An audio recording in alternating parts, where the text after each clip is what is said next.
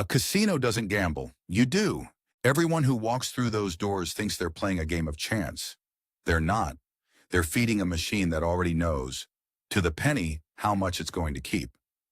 The dice are random. The outcome of the business is not. This is the economics of owning a casino. The only business on earth that turns math into money, prints a profit whether you win or lose, and still bankrupts the people who try to own it. Here's the first thing to understand. A casino isn't in the gambling business. It's in the time business. It doesn't need you to lose. It needs you to play. Because every game on that floor is built with a tiny permanent mathematical advantage called the house edge. On an American roulette wheel, that edge is 5.26%. On a slot machine, it runs anywhere from 2 to 15%.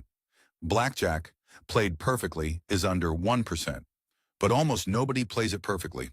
Let's make that real. Put $100 on red at the roulette table. There are 18 red numbers, 18 black, and 2 green zeros. Those 2 green pockets are the entire business model. They are why the wheel doesn't pay you fair odds. Over 1 spin, you might win. Over 1,000 spins, that tiny green sliver quietly eats about 5% of everything you bet. The edge sounds small. That's the trick. It doesn't work on one bet. It works on millions of them. The casino doesn't care if you win tonight. Over enough spins, the math becomes a law of physics. They even have a name for the money you're expected to lose, your theoretical loss. They can calculate it before you ever sit down. So how does that math turn into cash? Follow the money. Start with the gaming floor. And forget the poker tables and roulette wheels from the movies. The real engine is the slot machine. In many casinos, slot machines generate 70 to 80% of all gaming revenue. They never take a break. They don't need a dealer, and their edge is the highest on the floor.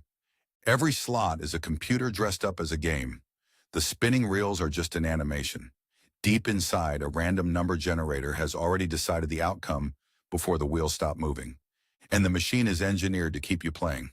The near miss, where 2 jackpot symbols land and the third stops just above the line, isn't bad luck. It's designed. The little winning jingle that plays even when you actually lost money, that's designed too. The industry even has a term for the goal: time on device. The longer you sit, the more the edge collects. The machine isn't selling you a jackpot. It's selling you one more spin. Table games work the same way, just slower. The dealer is trained to keep the game moving because more hands per hour means more times the house edge gets to act. Even the free drinks have a job. A looser player makes bigger, worse bets. Nothing on that floor is an accident. Every detail is tuned to increase how much you wager and how long you keep wagering it. And the room around you is built for exactly the same purpose. Look for a clock on a casino wall. You won't find one. Look for a window. There aren't any. The floor is a deliberate maze with the exits tucked out of sight and the aisles curving you back toward the games. The carpet is loud and busy on purpose to keep your eyes up on the machines. The lighting, the temperature, the free drinks, all of it is engineered to erase your sense of time. A casino is not a building that happens to contain games. It's a machine for keeping you inside, designed down to the carpet fibers. But here's the part that breaks people's brains. On the Las Vegas Strip, gambling isn't even the main business anymore. In 2024, gaming was just 26% of Strip casino revenue. The other 74% came from hotel rooms, restaurants, nightclubs, concerts, spas, shopping, and conventions. That's the 27th year in a row that gambling made up less than half of what the Strip earned. The modern casino figured out something ruthless.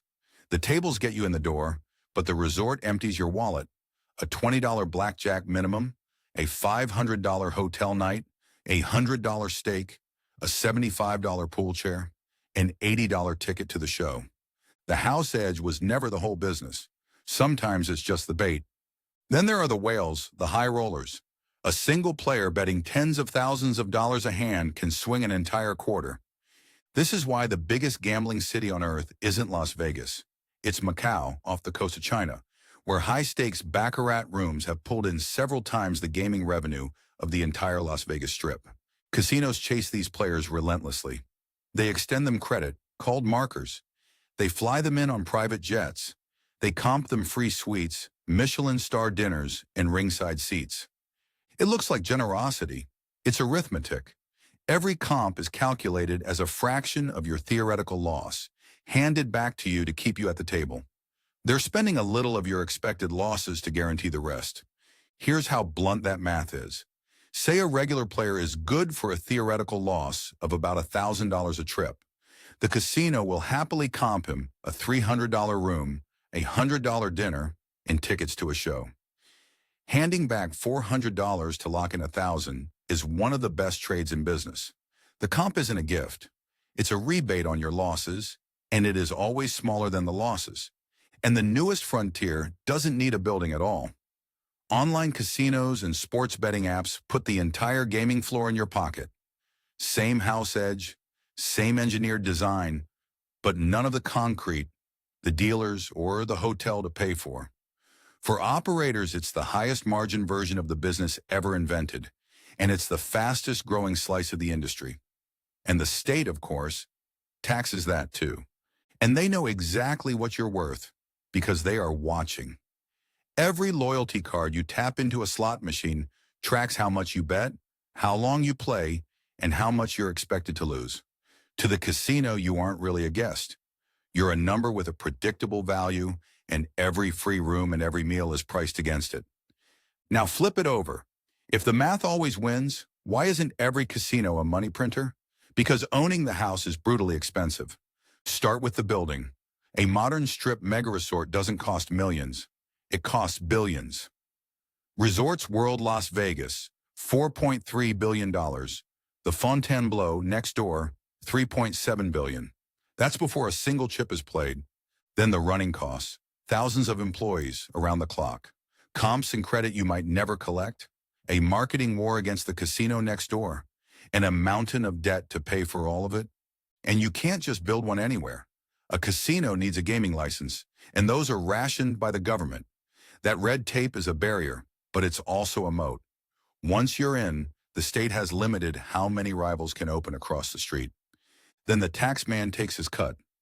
In Nevada, the gaming tax tops out around 6.75%, one of the lowest in the country.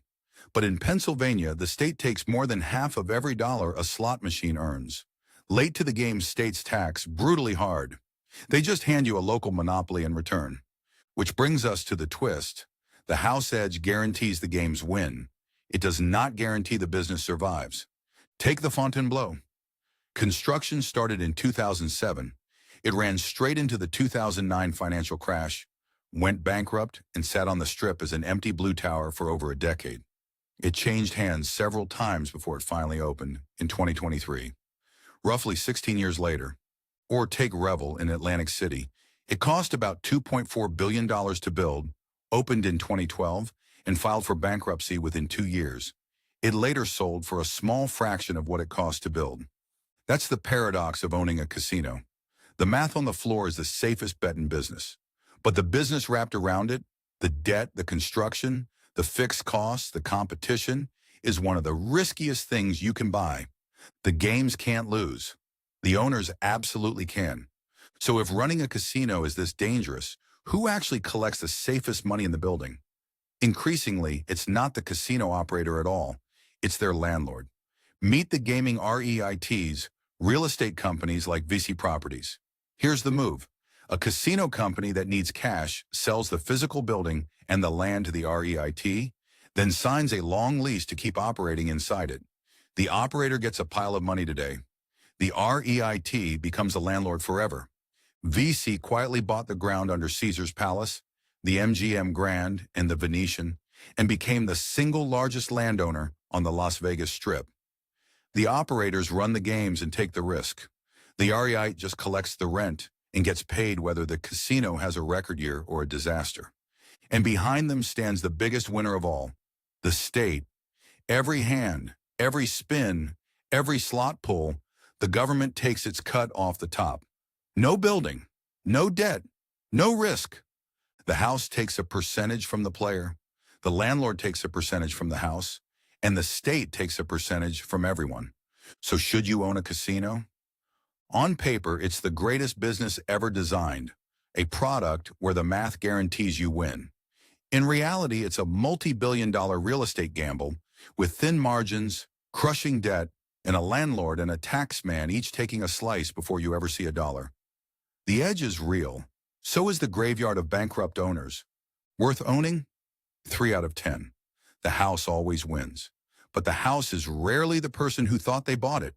The safest seat in a casino was never at the tables. It was owning the dirt underneath them.